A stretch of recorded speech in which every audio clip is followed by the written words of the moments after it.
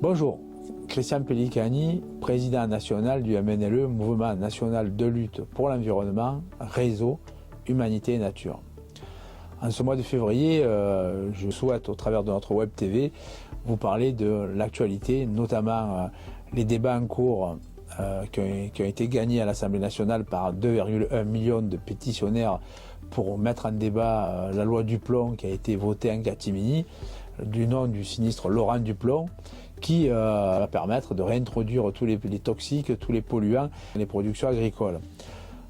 Projet de loi soutenu par les chambres d'agriculture dirigées par la FNSEA, et on voit bien aujourd'hui le concert, la convergence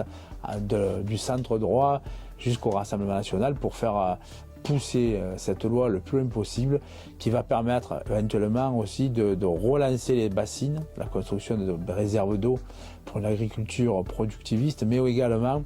sous couvert de se mettre en situation de concurrence avec des pays où il n'y a aucune règle, de permettre une agriculture qui va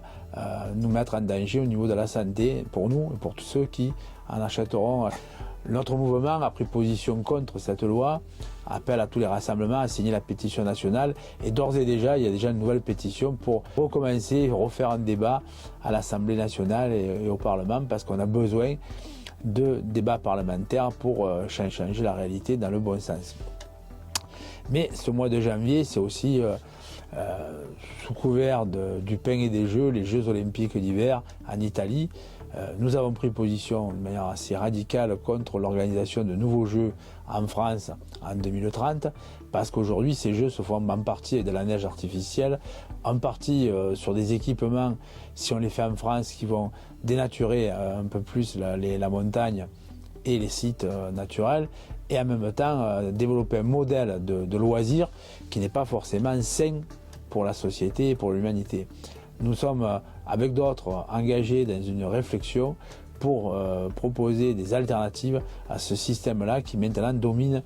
depuis une trentaine d'années, où on développe des coupes du monde, de football, de rugby, des Jeux olympiques, des événements sportifs en haute mer, mais en même temps on ne se pose pas la question des réponses aux besoins. À quoi cela sert-il vraiment? Et on voit bien avec le football, l'argent roi, les dérives que cela peut avoir. Donc au mois d'août 2026, lorsque nous serons en Haute-Savoie, nous organiserons à l'occasion de notre 31e université d'été une rencontre avec tous les acteurs de la montagne et ceux qui le souhaitent, pour de nouveau relancer les actions et mener les actions pour interdire, voire limiter l'impact de ces jeux sur nos massifs alpins. Face à tous ces enjeux, dès le mois de janvier, nous avons lancé nos propres chantiers à nous de réflexion. Le Mouvement national de lutte pour l'environnement a réuni ses adhérents pour travailler sur une révision de sa propre charte, sa charte pour un autre développement, qui abordera différents sujets, dont la société numérique de demain que nous voulons, qui comprend la question des data centers et de l'intelligence artificielle, mais également les enjeux démographiques liés au changement climatique, mais on a aussi tout un travail sur la réforme des institutions internationales, avec ce qui se passe aujourd'hui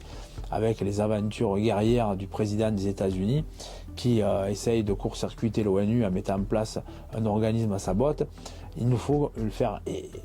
une éruption des peuples, des ONG, des associations, des citoyens, pour participer à ce débat d'une vraie réforme des institutions internationales, pour une ONU vraiment des peuples et des gens qui travaillent sur une autre dimension. Ce chantier-là, on l'intégrera complètement dans notre 31e université d'été, qui se tiendra du 23 au 30 août 2026, et pendant 5 jours, nous aurons des conférences et des ateliers qui nous permettront d'aborder différents sujets. Voilà, chers amis, je vous propose de vous inscrire dans cette démarche à la fois de l'action, de la réflexion, et de venir avec nous travailler une alternative au système libéral dominant. Merci, à bientôt.